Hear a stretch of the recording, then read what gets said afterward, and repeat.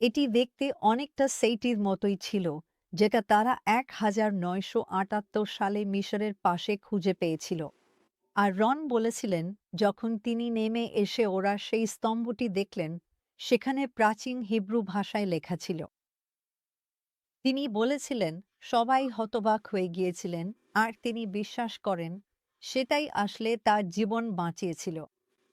কারণ সেখানে যাওয়ার পথে তারা সেই পাহাড়ি এলাকায় খুব নিচু দিয়ে উড়ে গিয়েছিলেন, যেখানে সত্যিই সর্বত্র হাড় ছড়িয়ে ছিটিয়েছিল। আর তারা রনকে বলেছিল, তুমি যদি সাবধান না থাকো তাহলে এখানেই তোমার শেষ হতে পারে। আমি জানি না তারা তাকে ভয় দেখাতে চেয়েছিল কিনা, কিন্তু সে বিশ্বাস করেছিল, সে তাদের কথায় বিশ্বাস করেছিল। হ্যাঁ। আর সে নিঃসন্দেহে বিশ্বাস করে সৈকতে সেই স্তম্ভটি খুঁজে পাওয়াই তার জীবন বাঁচিয়েছিল। একটি গ্রানাইটের স্তম্ভ